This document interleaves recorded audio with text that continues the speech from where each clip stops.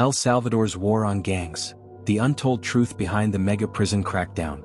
Smash that subscribe button before the shadows swallow the truth, drop a like if you want more untold stories and leave a comment.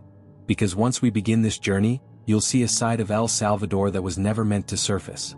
The first crack appeared not in the walls of a prison, but in the streets of San Salvador. A single morning, March 26, 2022, when the country awoke to news that 62 people had been murdered in just one day. Random killings, execution-style shootings. Victims sprawled across sidewalks, markets, buses. The message was clear. The gangs, MS-13 and Barrio 18, still held the nation in their grip. By nightfall, the streets were empty except for armored trucks and soldiers in black. The president, Nayib Bukele, declared what would soon be known as the Estado de Exception, the state of exception. Civil liberties were suspended. Warrants no longer needed. Soldiers could arrest anyone, anywhere, anytime. And they did. In the days that followed, arrests came in waves. Entire neighborhoods woke to boots pounding on doors. Mothers cried as their sons were dragged away. Fathers disappeared in the middle of the night. Some were tattooed ex-gangsters, but others were street vendors, construction workers, teenagers with no records. The line blurred quickly. By the end of the first month, over 20,000 people had been arrested. By the end of the year, the number swelled past 60,000. The world watched. Some cheered. Crime rates plummeted. Murders dropped to record lows. For the first time in decades, Salvadorans walked their neighborhoods at night without fear. But beneath the surface, questions festered. Where were they taking all these men? The answer would soon shock the world. To understand the scale of the crackdown, you have to understand the history. For decades, El Salvador was carved by gang warfare. MS-13 and Barrio 18 ruled like shadow governments, extorting small businesses, controlling territories, deciding who lived and who died. The government fought back with prisons, but the strategy backfired. Inside those walls, the gangs only grew stronger. They organized, recruited, and ordered murders with cell phones smuggled past corrupt guards. By 2015, the prisons were so full that inmates slept stacked on top of each other. And still, the killings outside continued. President Bukele promised to end it. Not with negotiations. Not with half measures. With something new, something bigger. A prison unlike any other. Construction began in secret, far from the capital, in Tecoluca. Surrounded by hills and scrubland, the foundations rose quickly, concrete walls taller than 10 men, watchtowers bristling with cameras, gates reinforced like military bunkers. By early 2023 it was complete. CECOT, the Centro de Confinamiento del Terrorismo. Designed to hold 40,000 inmates, it was more than the largest prison in Latin America. It was a statement, a symbol of absolute control. No sunlight for inmates. No contact with families. No chance of escape. And soon the buses began to arrive. Television cameras captured the first transfers. Thousands of men stripped to white boxers, shackled, their heads shaved, marched in lines across the yard. Their tattoos, spiderwebs, skulls, the numbers 13 and 18, marked them as gang members. They were forced to crouch on the ground, hands on heads, pressed shoulder to shoulder under the burning sun. The footage went viral. Supporters called it justice. Critics called it dehumanization. But either way, the message was clear. El Salvador's government had caged the monsters that once prowled its streets. Yet the truth, like always, was darker. Behind the spectacle, stories whispered through the barrios. Men with no tattoos, no records, dragged into cells beside gang leaders. Families searching endlessly for sons who vanished in the night, finding only silence. Human rights groups accused the government of mass detentions without evidence. Lawyers said due process had been erased. Inside CECOT, the conditions were brutal. Inmates received 2 meals a day, beans, tortillas, rice, and sometimes went hungry. Lights blazed 24 hours. There were no beds, only concrete slabs. Men slept crammed together, shoulder to shoulder, unable to stretch their legs. And yet, despite the suffering, there was silence. No riots. No uprisings. The iron grip held firm. Or so it seemed. One evening, a leaked report reached a journalist in San Salvador. The document claimed that among the detainees shipped to CECOT were not just gang leaders but former police officers, teachers, even protesters. Anyone suspected of undermining the government's narrative.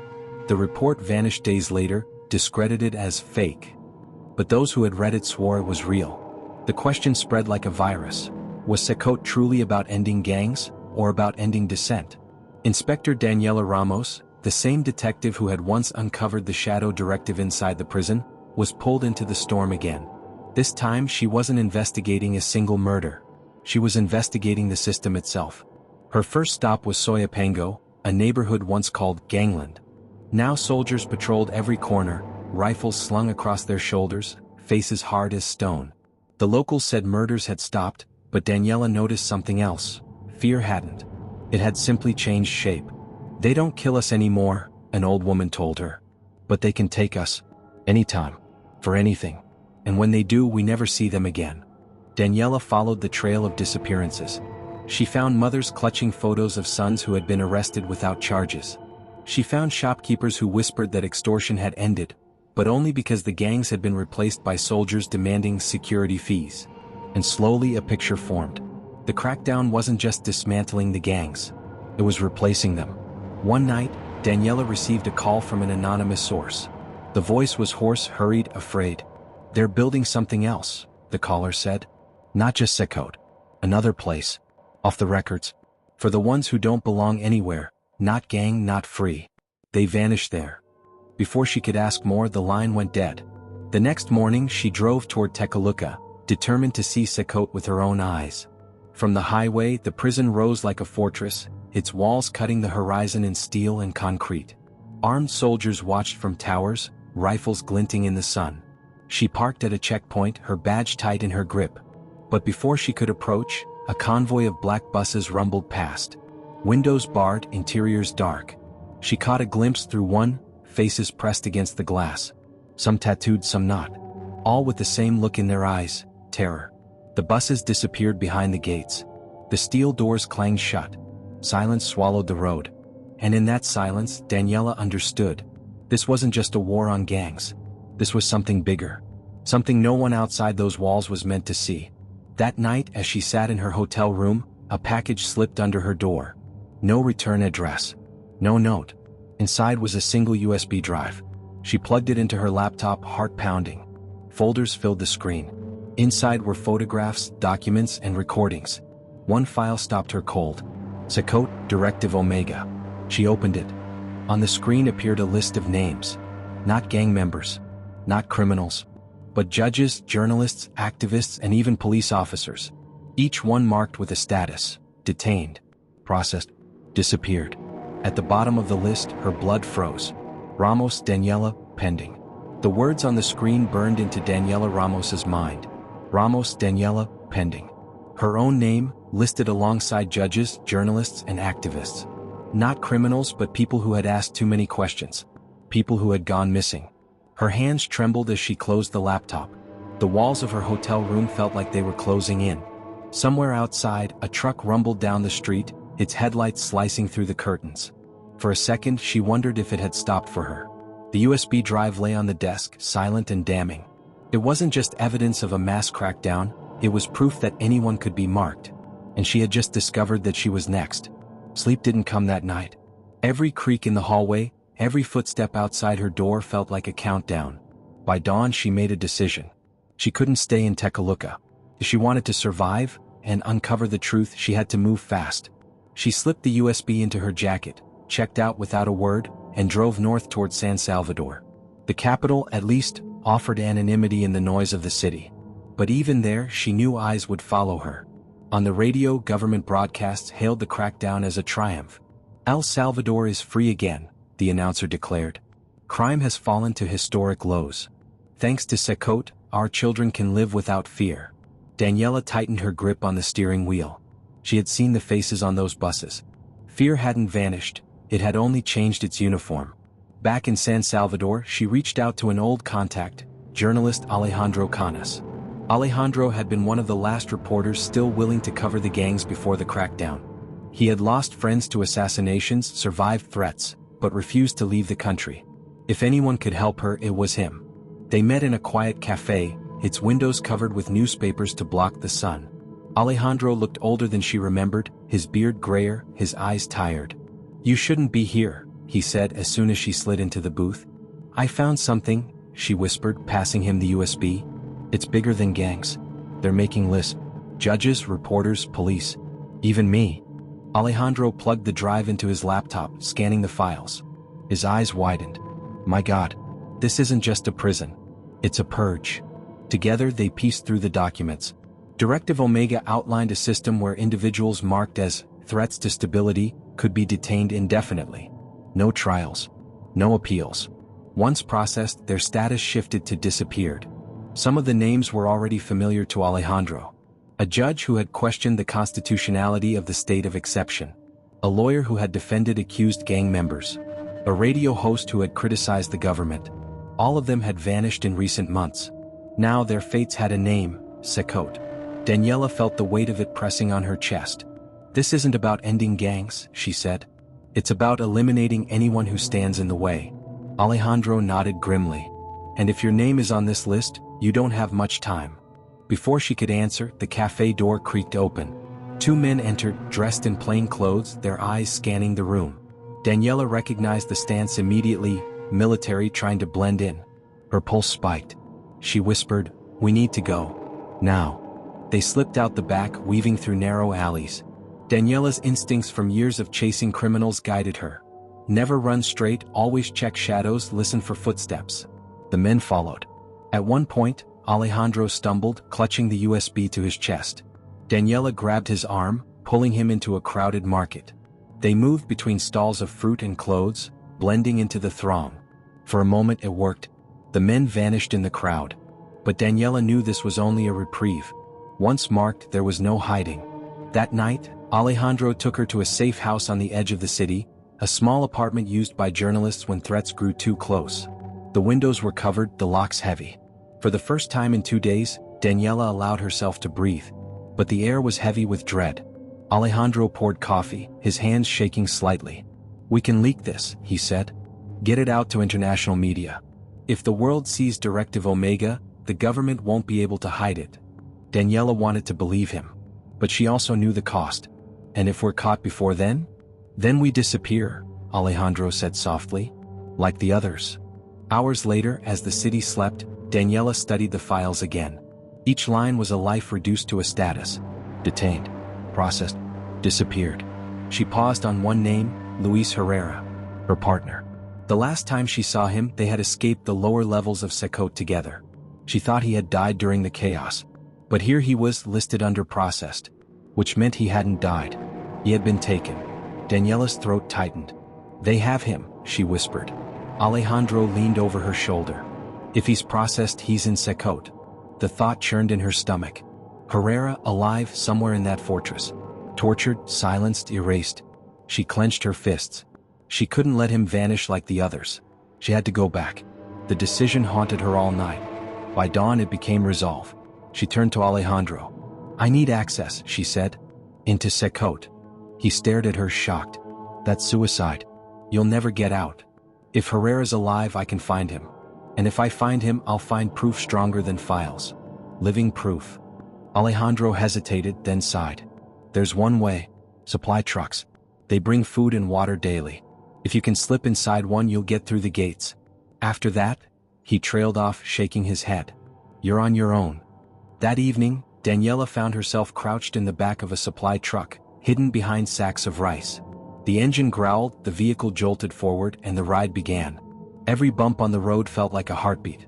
The walls of the truck pressed in. Her mind replayed the faces she had seen. Men marched in shackles, mothers crying at the gates, Ortega's body in the tunnel. She clutched her pistol, her only lifeline. After an hour, the truck slowed. Daniela peeked through a slit in the tarp. The prison loomed ahead, its walls bathed in floodlights, soldiers patrolling with rifles. The gates yawned open, swallowing the truck whole. She was inside. The stench of sweat and bleach hit her first. Guards shouted orders, inmates shuffled in chains. Daniela slipped out when the guards were distracted, blending into the shadows. Her badge meant nothing here. Only silence and caution could save her. She moved through the corridors, her memory guiding her. Somewhere in the depths was Herrera. Somewhere in the depths was the truth. But as she turned a corner, she froze. A line of men shuffled past, chained at wrists and ankles. Their heads were shaved, their eyes hollow. Soldiers prodded them forward. And at the end of the line, limping but unmistakable, was Herrera. Alive. Their eyes met for the briefest second. His lips parted, forming a single word without sound. "Run." Before she could react, A hand clamped on her shoulder. A guard. His eyes narrowed as he stared at her. Daniela's heart stopped. The alarm began to sound. The alarm blared through the corridors like a siren of doom. Red lights strobed against the concrete walls, casting everything in jagged shadows. Daniela's shoulder burned where the guard's grip tightened, dragging her backward. She twisted, forcing her elbow into his ribs, breaking free. His shout echoed through the hall as she bolted into the darkness. Behind her, Herrera's chains rattled as soldiers shoved him forward, her name lost in the chaos. Daniela's chest heaved with panic, but one thought drowned everything else. She couldn't leave him. The corridors of CECOT stretched endlessly, identical steel doors and concrete halls designed to confuse. She turned corner after corner, heart hammering, the echo of boots closing in. She ducked into a supply closet, pressing her ear to the door as soldiers thundered past. For a moment, silence. Then through the thin walls she heard it, voices. Guards speaking in clipped tones. Transfer scheduled for Directive Omega. Herrera included. Her blood chilled. Herrera wasn't just another prisoner. He was marked for disappearance. When the hall quieted, Daniela slipped out, following the voices. The prison descended deeper, past checkpoints guarded by men who carried themselves like soldiers rather than guards. These weren't ordinary officers, they were part of something else. At the end of a dim corridor, she found a steel door marked Sublevel 4, Restricted.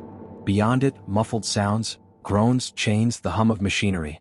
A keycard reader blinked red. She crouched, pulling a stolen keycard from the guard she'd fought earlier. Her breath caught as she slid it through. For a moment, nothing. Then the light turned green. The door unlocked. The room beyond was unlike anything she'd seen. Rows of cells lined the walls, but they weren't ordinary prison cells. They were cages of steel mesh, crammed with men, some tattooed, others not, their faces gaunt, their eyes lifeless. This wasn't general population. This was where Directive Omega swallowed its victims whole. As she scanned the rows, her eyes locked on one cell. Herrera. His face was pale, his lips cracked, but when he saw her, his eyes flared with recognition. Danny. She rushed to the door, fumbling with the keys. The lock clanged and she pulled it open. He stumbled forward, collapsing into her arms. You shouldn't have come, he rasped. Neither should you still be here, she said, lifting him. But before they could move, a voice echoed through the chamber. Well. The inspector returns to finish the story. From the shadows stepped the man in black, the same figure who had interrogated her weeks before. His face was calm, almost amused as soldiers fanned out behind him. You could have vanished quietly, he said. But you just couldn't resist digging. Daniela steadied her grip on Herrera, eyes darting for an exit. You're killing innocents. Ortega, Pena, all of them. You think the world won't find out. The man tilted his head. The world doesn't care, Inspector. They want results. They want numbers. Fewer murders, safer streets. They don't ask how it happens. They applaud the outcome. His words hit like a blade. She thought of the government broadcasts, the cheering crowds, the silence of the barrios. Was he right? But she forced herself to speak. Then why hide Directive Omega? Why erase people in secret? He smiled faintly. Because even order requires shadows. Soldiers advanced. Daniela's hand went to her pistol. She had one magazine, maybe 7 rounds. Against 8 men it wasn't enough. But Herrera whispered, left wall. Vent. She glanced, an old ventilation shaft half hidden behind crates. A slim chance. Raising her pistol, she fired, the shots ringing through the chamber. Soldiers ducked, returning fire. Sparks flew as bullets ricocheted. She dragged Herrera toward the vent, shoving the grate aside. Go, she shouted. Herrera crawled in first, his breath ragged. Daniela followed, bullets slicing past, the man in black's voice calm even in the chaos. You can run, Ramos. But you can't escape. You're already on the list. The vent twisted and narrowed, heat pressing in. Herrera wheezed, his strength fading, but Daniela pushed him forward, her own lungs burning. At last, the shaft opened into a drainage tunnel. They tumbled into the muck, gasping, the sounds of pursuit fading behind them. 4 hours they crawled, following the tunnel until it spilled into the river outside the prison walls. The night air hit Daniela like a blessing. They were free. For now. Back in San Salvador, Daniela and Herrera regrouped at Alejandro's safe house. He stared at Herrera, stunned. They processed you, Alejandro whispered. You were supposed to be gone. Herrera coughed weakly. They break you down there. Starve you. Strip you. Until you're not human anymore. Then you vanish. Daniela placed the USB drive on the table beside him. We have proof. Directive Omega, the names, the victims. We release it, the world has to act. But Alejandro's face was grim. The world will read it, yes. They'll write articles, hold debates. But the government will deny it, call it lies. And while they argue, more will disappear. Daniela's hands shook. So what do we do? Alejandro's eyes hardened. We tell the story. Loud. Relentless. If they erase one of us, another speaks. Until the silence breaks. They worked through the night, sending the files to international outlets, encrypting backups, preparing testimonies. By dawn, headlines spread across the globe. El Salvador's mega prison hides dark secret. Documents reveal disappearances. Directive Omega. Inside the shadow crackdown. Governments demanded answers. Human rights groups called for investigations. The pressure mounted. But in El Salvador, the state media doubled down. Foreign lies, the anchors sneered. Our people are safer than ever. Don't believe the traitors.